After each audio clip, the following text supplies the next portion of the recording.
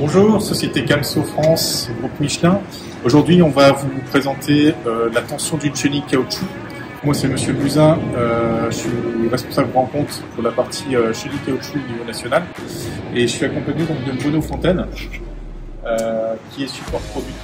Donc, responsable technique pour les produits Camso, toute la partie construction, chenille construction.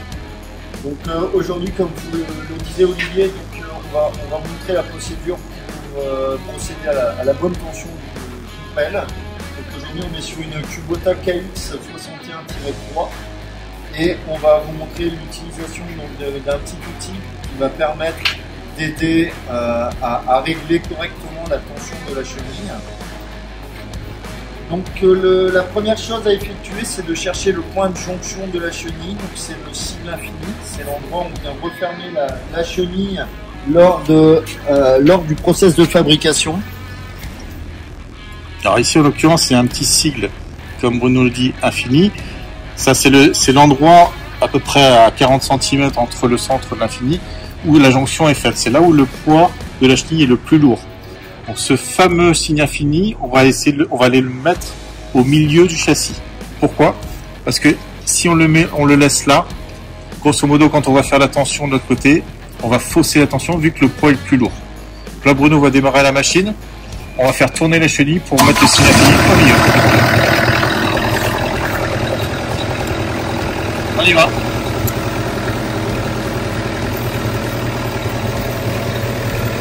je le repère. On met un petit repère là. Voilà. On va les mettre au milieu du châssis. Voilà. Notre repère est mis ici, d'accord. Là, on va vite encore un peu. Voilà. Voilà, Bruno, tu peux couper la machine, s'il te plaît. Voilà, parfait.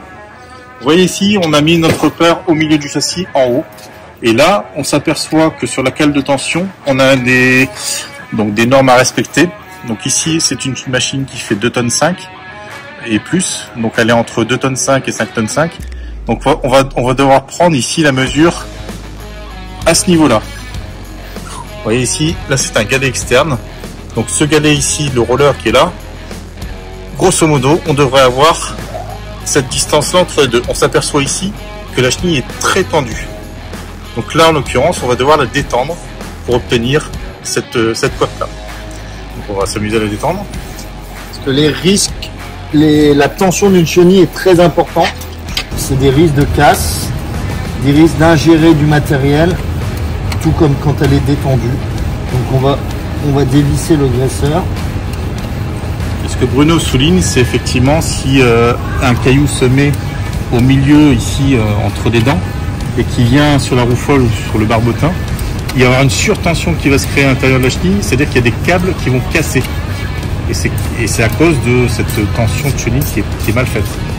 Donc l'intérêt est vraiment de bien tendre correctement la chenille avec cette cale de tension qu'on a sortie ici cette année. Donc, voilà. Bruno, ouais, c'est bon. Voilà. Donc ici, si on s'aperçoit, Bruno a détendu la chenille, là on s'aperçoit effectivement qu'il y a ça de trop. Donc là elle est trop détendue.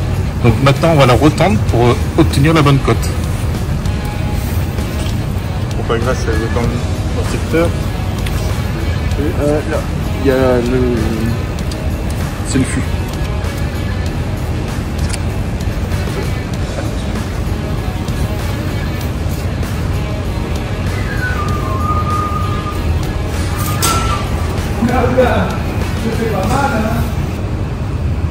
Voilà, donc là on a repositionné le graisseur et on va pouvoir procéder à l'injection de graisse dans le ressort pour réussir à l'aide de la pompe à graisse à être à 25 mm.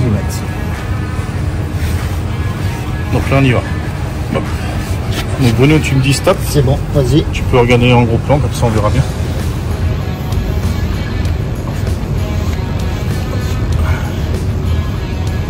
C'est bon. Voilà. Donc là on a bien vu que les 2,5 cm étaient respectés, puisque c'est une pelle qui est supérieure à 2,5 tonnes. Voilà, là c'est la bonne tension à faire. Alors là c'est un guidage extérieur avec des rollers extérieurs. Donc on a pris la cote entre la dent qui est ici, voilà, et le galet. Par contre, lorsque l'on a un guidage qui est intérieur, c'est-à-dire qu'il ne roule uniquement sur les pièces métal, dans ce cas-ci, on vient positionner